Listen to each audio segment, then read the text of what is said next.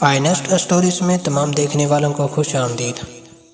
ایک بٹھے والا ٹھیلا چلاتا تھا۔ روز اس کے پاس ایک بچہ آتا جو اس سے بٹھا لیا کرتا تھا۔ چاچا ایک بٹھا تو دے دو، وہ دے دیا کرتا تھا۔ ایک دن ایک لمبی سی گاڑی اس بٹھے والے کے پاس آئی اور اسے 20 بٹھوں کا آرڈر دیا۔ بٹھے والا بہت خوش ہوا، اس نے اسے اچھا سا بنا کر دے دیا۔ اگلے دن پھر وہی گاڑی دوبارہ آئی اور پھر 20 بٹھوں کا آرڈر دیا۔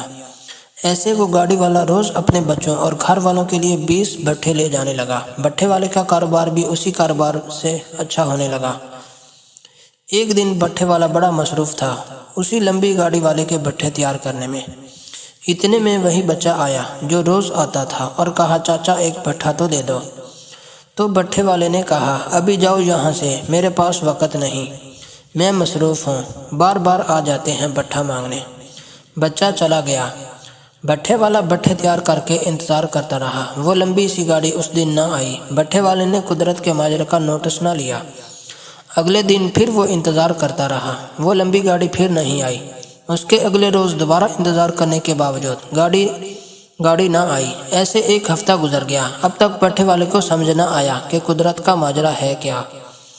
پھر وہ بچہ آیا بٹھے والے کے پاس، چاچا ایک بٹھا تو دے دو۔ بٹھے والے نے بچے کی طرف دیکھا اور پھر بھی نہ سمجھا کہ قدرت کا ماجرا کیا ہے۔ بہرحال اس کو ایک بٹھا دے ہی دیا۔ یہاں اس نے بٹھا دیا، گھنٹے 2 گھنٹے کے بعد وہ لمبی گاڑی آ گئی کہ بھائی 20 بٹھے دے دو۔ اس نے جلدی جلدی بٹھے بنائے اور گاڑی والے کو دے دیا اور گاڑی کے مالک سے پوچھا، سرکار آپ ایک ہفتے سے کہاں تھے؟ تو مالک نے کہا، یہ میرے دفتر سے گھر جانے کا راستہ ہے، یہاں راستے میں ایک پیٹرول پمپ ہے، اس پمپ سے میں گاڑی میں تیل بھرواتا ہوں۔ تو ایک بار اس کے پیٹرول میں کچرا آ گیا تو میں نے وہاں سے اپنا راستہ بدل لیا۔ اب میں دوسرے راستے سے جاتا ہوں اور دوسرے پمپ سے تیل بھرواتا ہوں، لیکن اس پمپ کے مالک نے مجھ سے رابطہ کیا اور کہا کہ میرے ملازمین کی غلطی ہے، اگلی بار سے ایسا نہیں ہوگا۔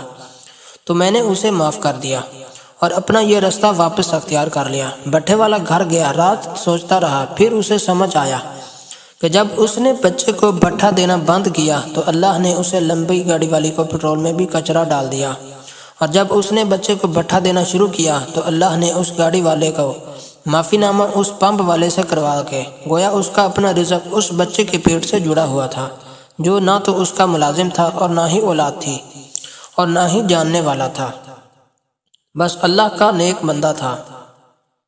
پھر وہ یہ سمجھ گیا کہ کس کو رزق پہنچانے کے لیے اللہ کس کو رزق دیتا ہے، اور جب ہم وہ رزق نہیں پہنچاتے تو اللہ ہمارا رزق بھی روک دیتا ہے، اور وہ بندہ کون ہوتا ہے وہ ہم کبھی نہیں جان سکتے۔